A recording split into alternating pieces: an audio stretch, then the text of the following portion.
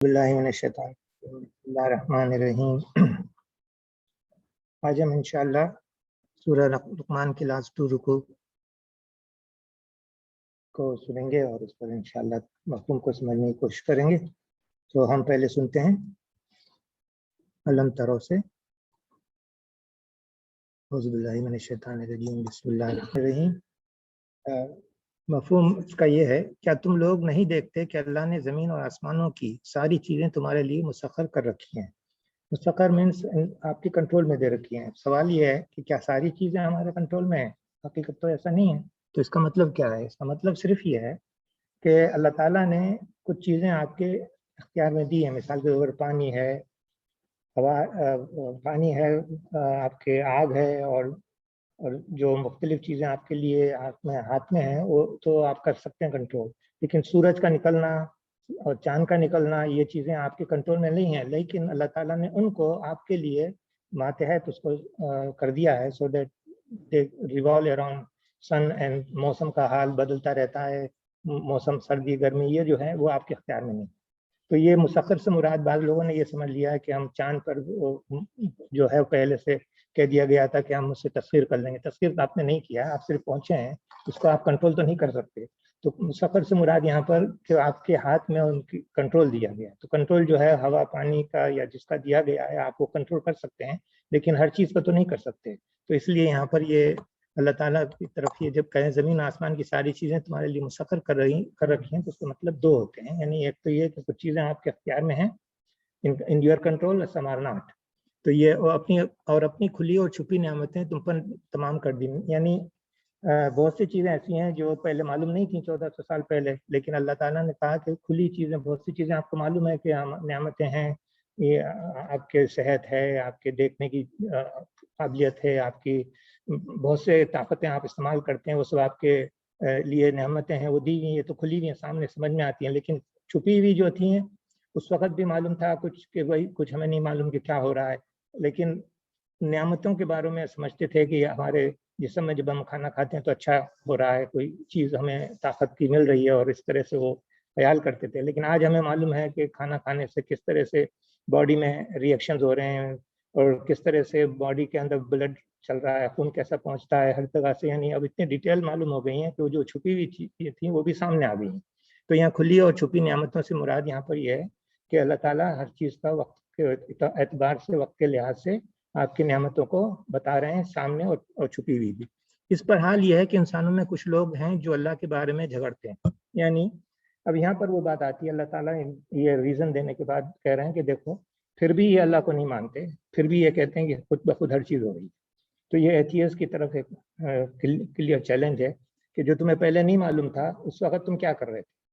ज़ाहिर है उस वक्त भी धैर्य थे ना, यानी एथियस्ट वो यही कहते थे कि भाई हर चीज़ जो है वक्त पे, वक्त जो है उसको चला रहा है, वक्त आएगा तो ये ख़त्म हो जाएगा फिर कोई सवाल जवाब नहीं है यहाँ पर जो है लोग जो पावरफुल है वही ताकत में आएंगे, और जो कमज़ोर हैं उनके लिए कोई हैसियत वगैरह। उन पहले भी यही ख्याल था, ऐसा नहीं था कि आज की एथियस्ट की ख्यालात हैं, ये पहले के भी ऐसे ही सोचते थे। तो अल्लाह ताला ने ये कहा है कि इंसान में कुछ लोग ऐसे हैं जो अल्लाह के बारे में झगड़ते हैं। से मुराद ये को कहते हैं कि ये सब कुछ जो है बस ऑटोमेटिक हो रहा है और कुछ इसके अंदर हकीकत नहीं है, कोई अल्लाह नहीं है, और इस बारे में वो कोई इल्म नहीं रखते हैं। लेकिन फिर उसके उनके पास कोई इल्म तो है नहीं, ना कोई हिदायत, ना कोई किताब, यानी कोई प्रूफ नहीं देते, बस वो ऐसा अपने ख्यालों में, अपने जन में, अपने थॉट्स में, अपने उसमें रहते हैं और समझते हैं कि ये खुद बस खुद चीज़ है। अभी भी हम जानते हैं कुछ हजरात को जो हमसे काफ़ी बहस करते रहते हैं कि नहीं अनवर भाई ये तो बिल्कुल हर चीज़ जो है वो ऑटोमेटिक चल रही है, देखते नहीं हैं आपकी किस तरह से केमिस्ट्री का रिएक्शन आप खुद जानते हैं कि किस तरह से ऑटोमेटिकली रीजनरेट होती हैं बहुत सी चीज़ें। तो इस तरह से वो अपने आर्गूमेंट करते रहते हैं और झगड़ते हैं बगैर इससे कि उनके पास कोई इल्म हो या कोई किताब की रोशनी हो। जब उनसे कहा जाता है कि पैरवी करो यानी फॉलो करो इस चीज़ की जो अल्लाह ने नाजिल की है यानी किताब की, तो कहते हैं कि हम तो उस चीज़ की पैरवी करेंगे जिस पर हमने अपने बाप दादाओं को पाया है। क्या ये उन्हीं की पैरवी करेंगे? शैतान उनकी भड़कती हुई आग ही की तरफ क्यों ना बुलाता रहा। हम यहाँ पर ये अल्लाह ताला रीज़न दे रहे हैं कि ये खुद अक्ल के अंधे इतने हैं कि ये नहीं सोचते कि बाप दादा अगर गलती पे हैं तो ये आंखें खोल के, दिमाग की आंखें सोच के खोल के नहीं सोचते कि हमारे बाप दादा भी तो गलत हो सकते हैं ना। तो वो नहीं सोचते, बस अंधाधुन फॉलो कर रहे हैं। چاہے وہ غلطی پہ ہوں یا نہ ہو. تو یہ اس قسم کی باتیں اللہ تعالیٰ ان کو خود اپنے مثال دے رہے ہیں کہ یہ ان کی حالت یہ ہے کہ خدا کے بارے میں، اللہ کے بارے میں جھگڑتے ہیں. مراد یہ ہے کہ وہ آنکھیں بند کر کے وہی چیز کا، چاہے شیطان ان کو دوزخ کی طرف ہی لے جا رہا ہو، لیکن وہ فالو کریں گے. یہ ان کی ایک آرگومنٹ ہے کہ ہمارے باپ دادا سینکڑوں سال سے فالو کر رہے ہیں تو ہم کیوں نہ کریں. یعنی وہ صحیح کر رہے ہوں گے، یعنی عزم کر لیا کہ جو کچھ وہ کر رہے ہیں ٹھیک کر رہے ہیں. تو یہ ان کی عقل کی انتہا ہے. آگے آپ فرماتے ہیں اللہ تعالیٰ جو شخص اپنے آپ کو اللہ کے حوالے کر دے اور عملاً وہ نیک ہو، اس نے فی الواقع ایک بھروسے کی قابل سہارا تھام لیا. یہاں پر یہ بہت امپورٹنٹ چیز ہے کہ جو اکثر لوگ بات کرتے ہوئے گزر جاتے ہیں، لیکن یہ بہت امپورٹنٹ اس لیے ہے کہ جو شخص اپنے آپ کا اللہ کے حوالے کر دیں، یعنی اس کو وہ سمجھ لے جو کچھ ہمارے کو آئے گا وہ اللہ کی مرضی سے آئے گا. کوشش ہم ضرور کریں گے، مرضی اللہ کی ہوگی. یعنی وہ راضی ہوگا تو ہو جائے گا، اس کی مشیت میں کیا ہے ہمیں نہیں معلوم. تو اس لیے کوشش کرتے رہے گا. اور جو شخص اپنے آپ کو اللہ کے حوالے کر دیں، یہ سوچ لے کہ ہمیں کام کرنا ہے مگر رزلٹ جو ہے وہ اللہ کے ہاتھ میں دینا ہے. یہ ہے اصل چیز. جو اس بات کو کر لے گا عملاً و نیک ہو، یعنی ظاہر اس کی نیت نیکی ہوگی، اس نے فی الواقع ایک بھروسے قابل سہارا تھام لیا. یعنی he is really hold and a strong point, اور اس کو کوئی گرانے والا نہیں ہوگا. یہ بہت امپورٹنٹ بات ہے. اور سارے معاملات کا آخری فیصلہ اللہ ہی کے ہاتھ ہے. یعنی بعض اوقات ایسا ہوتا ہے کہ حالات ایسے لگتے ہیں کہ یہ کامیاب ہو جاؤں گا میں، یہ سب کچھ کر رہا ہوں، لیکن آخر میں معلوم ہوتا ہے کہ فیل ہو گیا. تو وہ پھر وہ رونے لگتا ہے. تو رونے کی ضرورت نہیں، اللہ کے ہاتھ میں جب دے دیا آپ نے تو پھر جو ہے اس کا فیصلہ بھی آپ قبول کر لیں. اب جو کفر کرتا ہے اس کا کفر تمہیں غم میں مبتلا نہ کرے. یہاں پر محمد صلی اللہ علیہ وسلم کی طرف اشارہ ہے کہ جو لوگ یہ نہیں مانتے ان کو ظاہر ہے حضور کو بہت تکلیف ہوتی تھی کہ یہ جہنم کے اس میں چلے جائیں گے. انہیں پلٹ کر آنا تو ہماری طرف اللہ تعالیٰ کہہ رہے ہیں تم فکر مت کرو، ہماری طرف جب آئیں گے ہم انہیں بتا دیں گے کہ وہ کیا کچھ کر کے آئے ہیں. یقیناً اللہ سینوں کے چھپے ہوئے راز تک جانتا ہے. ہم تھوڑی مدت انہیں دنیا میں مزے کرنے کا موقع دے رہے ہیں، پھر ان کو بے بس کر کے ایک سخت عذاب کی طرف کھینچ لے جائیں گے. تو یہ اللہ تعالیٰ کی وارننگ ہے کہ پھر اب بھی سنبھل جاؤ، لیکن یہ سنبھلنے کا نام نہیں لیتے. اگر تم ان سے پوچھو کہ زمین اور آسمان کو کس نے پیدا کیا ہے تو یہ ضرور کہیں گے کہ اللہ نے. کہو الحمدللہ، مگر ان میں سے اکثر لوگ جانتے نہیں ہیں. آسمان و زمین میں جو کچھ ہے اللہ ہی کا ہے، بے شک اللہ بے نیاز اور آپ سے آپ محمود ہے.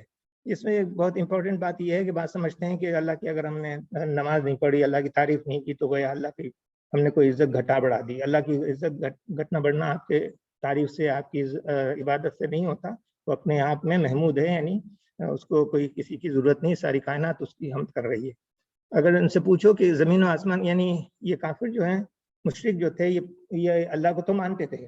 وہ یہ کہتے تھے کہ ہاں یہ کائنات کو بنانے والا اللہ ہے، لیکن جب ان کی اس کے اطاعت کرنے کے لیے کہتے تھے تو وہ پھر وہ بتوں کی عبادت کو سمجھتے تھے کہ ان کے ذریعے سے ہمیں اللہ ملے گا. تو یہ انہوں نے میڈیم بنا لیا تھا.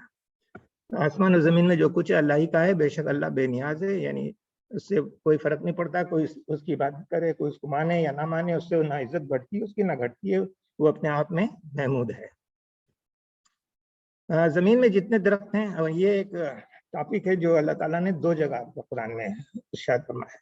زمین میں جتنے درخت ہیں اگر وہ سب کے سب قلم بن جائیں اور سمندر دوات بن جائے، یعنی روشنی بن جائے، جسے 7 مزید سمندر روشنائی مہیا کریں، تب بھی اللہ کی باتیں لکھنے سے ختم نہ ہوگی. اللہ کی باتوں سے مراد کیا ہے کہ کائنات میں جتنی چیزیں اللہ نے کن کے ذریعے سے پیدا کی ہیں اور جتنے خلق کی ہیں وہ اتنی زیادہ ہیں کہ آپ صرف ان کی فہرست یعنی کنٹینٹ لکھنا شروع کریں تو وہ بھی ختم نہ ہو. چاہے جائے کہ ہر ایک چیز کے بارے میں ڈیٹیل، یعنی یوں سمجھ لیجئے جیسے کسی گھر میں گیا تو اس میں ریفریجریٹر ہے، ہیٹنگ سسٹم ہے اور چولہا ہے یا جو کچھ بھی ہے اس کی لسٹ بنا لیا. اب یہ کہ ہر چیز کو لے کے ریفریجریٹر کیسا کام کرتا ہے ایک لمبی داستان ہے. تو اسی طرح یہ کہنا اللہ تعالیٰ کہ اتنی چیزیں ہیں کہ ان کی صرف لسٹ بنائیں تو وہ بھی پوری نہیں ہوگی. اگر 7 سمندر روشنی بن جائے اور مزید اس میں 7 سمندر اور آ جائیں تو بے شک اللہ تعالیٰ زبردست حکیم ہے. تم سارے انسانوں کو پیدا کرنا اور پھر دوبارہ جلا اٹھنا، یعنی دوبارہ زندہ کرنا، اس کے لیے بس ایک ایسا ہے جیسے ایک یعنی ایک شخص کو پیدا کرنا اور اٹھانا. یعنی اس کا مطلب یہاں پر یہ ہے کہ جب شروع سے آخر وقت تک جو لوگ پیدا کیے جائیں گے وہ ملینز اور ٹریلینز ہوں گے، اللہ تعالیٰ ان کو ایک انسان کی طرح پیدا کر دے گا، جسٹ لائک ون شخص پیدا ہو رہا ہے. تو گویا کہ اس کے لیے کوئی مشکل نہیں ہے اور اس کو دوبارہ زندہ کرنا اس کے لیے بہت ہی آسان ہے. بس ایسا ہے جیسے ایک شخص کو پیدا کیا. اور جلا اٹھنا یعنی زندہ کرنا۔ حقیقت یہ ہے کہ اللہ سب کچھ سننے اور دیکھنے والا ہے۔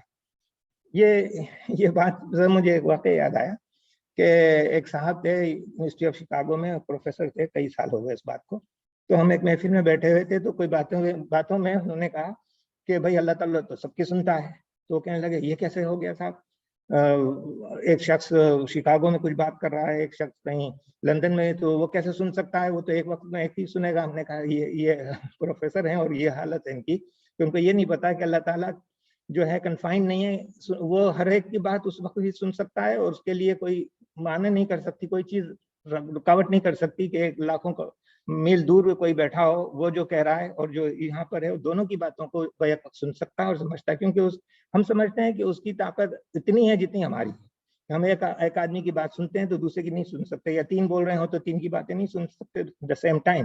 لیکن اللہ تعالیٰ لاکھوں کروڑوں چیزوں کے جو اللہ کو عظیم ہے، علیم ہے، وہ اس نے تو ہر چیز کو سننا ہے، اس کو تو ہر چیز کا پتہ ہے۔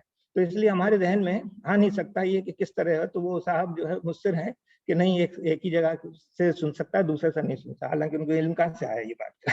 تو ہم نے یہ کہا کہ بھائی یہ تو اللہ تعالیٰ کی طرف سے ہمیں یہ معلوم ہوا ہے کہ وہ تو یعنی لئیسا کمثلہ شیء، یعنی وہ تو آپ سوچ رہے ہیں جیسے ہم تم سنتے ہیں بولتے ہیں، وہ ایسا سوچ رہے ہیں آپ، وہ اللہ تعالیٰ ایسا نہیں ہے کہ ہم جیسے ہماری حیثیت ہے اس کی نعوذ باللہ وہ ہو گئی۔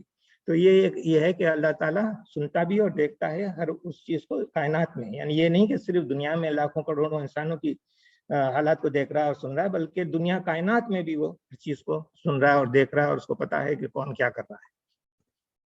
ہاں، یہ جو آیت تھی یہ الکہف میں اسی مضمون پہ آیا ہے۔ اے محمد صلی اللہ علیہ وسلم کہو کہ اگر سمندر میرے رب کی باتیں لکھنے کے لیے روشنی بن جائے تو وہ ختم ہو جائے، مگر میرے رب کی باتیں ختم نہیں ہوں گی، بلکہ اگر اتنی ہی روشنائی ہم اور لے آئیں تو وہ بھی کفایت نہیں کرے گی، وہ بھی کافی نہیں ہوگی۔ تو یہ جو مضمون ہے یہ 2 دفعہ قرآن شریف میں آیا ہے، تو اس میں آپ کو ریفرنس دیا میں نے۔ کیا تم دیکھتے نہیں ہو کہ اللہ رات کو دن میں فروتا لے آیا؟ یعنی جیسے رات اور دن آتے چلے جاتے ہیں ایک دوسرے کے پیچھے، تو دن کو رات میں اس نے سورج اور چاند کو مسخر کر دیا۔ لیکن لفظ وہی ہے، مسخر سے مراد اس کو اللہ تعالیٰ نے کنٹرول میں رکھا ہے تمہارے لیے فائدے کے لیے۔ سب ایک وقت تک چلتے رہیں گے، یعنی ان کا بھی ایک وقت ہے، یہ نہیں ہے کہ ہمیشہ ہمیشہ کے لیے ہیں۔ اور کیا تم نہیں جانتے کہ جو کچھ بھی تم کرتے ہو اللہ اس سے باخبر ہے؟ یہ سب کچھ اس وجہ سے ہے کہ اللہ ہی حق ہے، اور اسے چھوڑ کر جن دوسری چیزوں کو لوگ پکارتے ہیں سب باطل ہیں، اور اس وجہ سے کہ اللہ ہی بزرگ و برتر ہے۔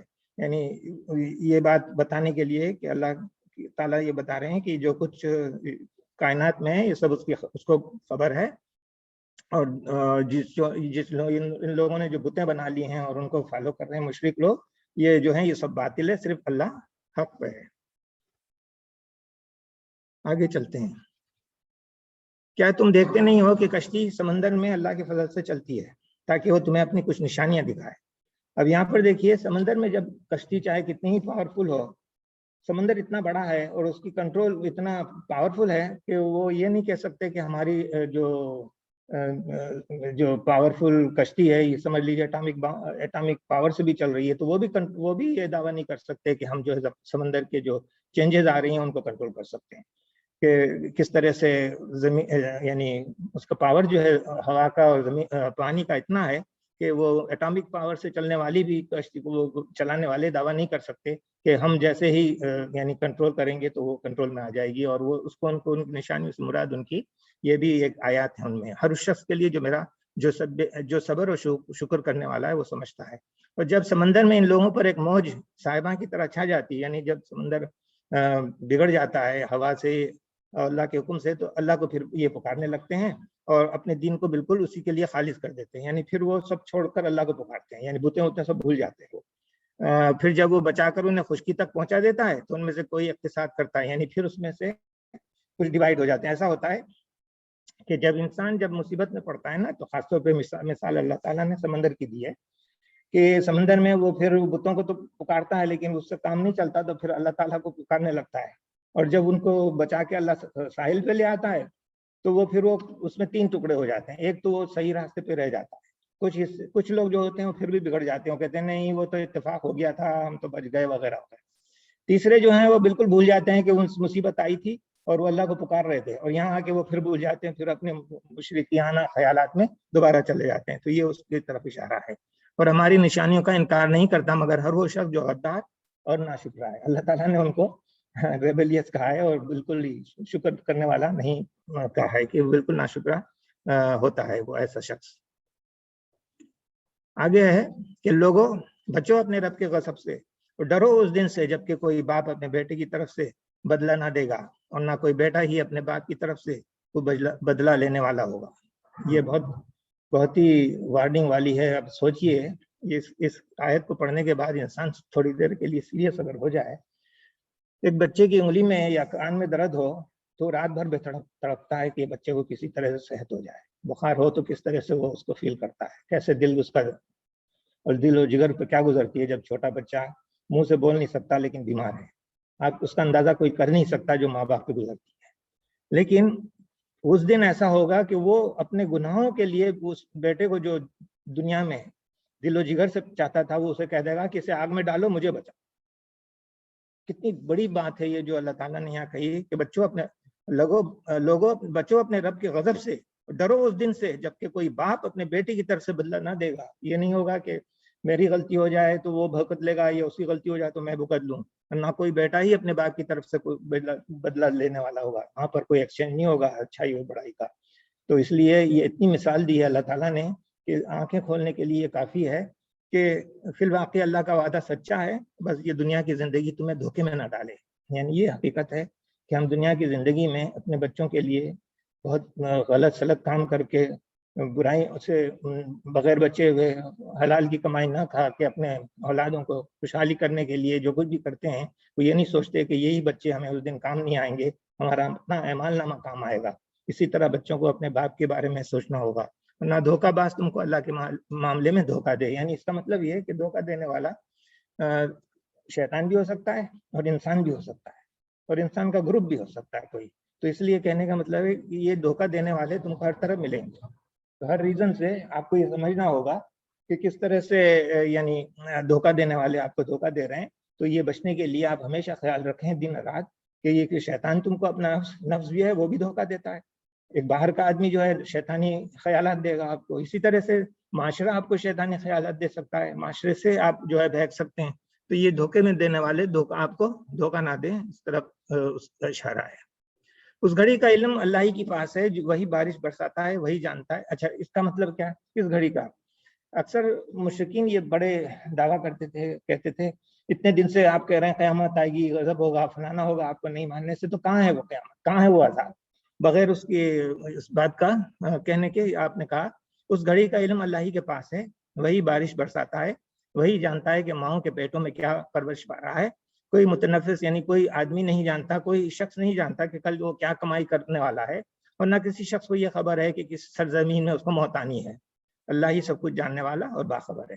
دیکھیے یہاں پر آ کے اللہ تعالیٰ نے سمری کر دی ہے. اگر اتنا کچھ نہیں سمجھائیں تو یہ تو دیکھو کہ تم قیامت کے لیے بڑا شور کر رہے ہو، وہ تو اس کا علم ہے، وہ تو آئے گا ہی. تم تو وہ چھوڑو، تم تو یہ بھی نہیں جانتے کہ بارش کا پانی جو بادل اٹھائے وہ کس زمین پہ جائے گا، کہاں پر گرے گا، کتنا گرے گا، کب گرے گا. یہ تمہیں اتنی سی چیزیں نہیں معلوم ہے. تم قیامت کے بارے میں پوچھ رہے ہو کہ کب آئے گی. وہی جانتا ہے کہ ماؤں کے پیٹوں میں کیا پرورش پا رہا ہے. بعض لوگوں نے اس سے صرف یہ مطلب سمجھ لیا ہے کہ شاید فیمیل ہے یا میل. نہیں، کس کو معلوم کہ اس کے اندر وہ ہٹلر پر پرورش پا رہا ہے، یا کس کو معلوم ہے کہ اس کے اندر صدیق رضی اللہ عنہ جیسے شخص پرورش پا رہے ہیں. تو یہ تو اللہ کو معلوم ہے کہ کون کتنے کریکٹر لے کے آئے گا اس دنیا میں. تو یہ اس کی طرف اشارہ ہے. اور پھر دوسری ہے کہ کوئی نہیں جانتا کہ کل وہ کیا کمائی کرنے والا ہے. ظاہر ہے دنیا میں لوگ کمائی کرنے سے مراد یہاں پر کیا کچھ لے کے جانے والے ہیں اپنے اعمال نامے. اور نہ کسی شخص کو یہ خبر ہے کہ کس سرزمین میں اس کو موت آنی ہے، یہ بھی کسی کو نہیں پتا. لیکن یہ 3-4 چیزیں جو اللہ تعالیٰ نے بتائی ہیں، اس کا مطلب یہ نہیں کہ یہ صرف ان کا نہیں پتا باقی چیزوں کا پتا ہے. یہ صرف ایک مثال پیش کیا گیا ہے کہ یہ چیزیں جو اکثر لوگ آپس میں بات کرتے رہتے ہیں ان کی ایک ٹاپک پہ ہی اللہ تعالیٰ نے یہ کہا ہے. تو اس کا مطلب یہ ہے کہ بہت ساری چیزیں ایسی ہیں جو آپ کو علم میں نہیں دی گئی ہیں، اور عالم غیب جو ہے وہی جانتا ہے. تو سب کچھ جاننے والا اور باخبر جو ہے وہ علیم خبیر اللہ تعالیٰ ہے. صدق اللہ العظیم. یہاں سے میں آپ کو ایک طرف لے جانا چاہتا ہوں کہ اس آیات میں جو ہم نے آج پڑھا اس میں دیکھیے علم ترا اور علم ترو بہت استعمال ہوتا ہے یہاں پر. آپ کو معلوم ہے جیسا کہ آپ کو ایکسرسائز دی گئی تھی, الف کا مطلب لگانے سے کویشچن بن جاتا ہے, کیا نہیں دیکھا, کیا نہیں, الف زبر اور لام زبر کا مطلب علم مانے کیا نہیں. ترو یہاں پر جو ہے پلورل ہے یو کے لیے, جیسے کیا تم نے نہیں دیکھا, ڈیڈ یو ناٹ سی, تو یہاں ترو جو ہے یہ پلورل ہے, یو کا پلورل. لیکن اسی طرح سے علم ترا اس میں آیا ہے, مثال کے طور پر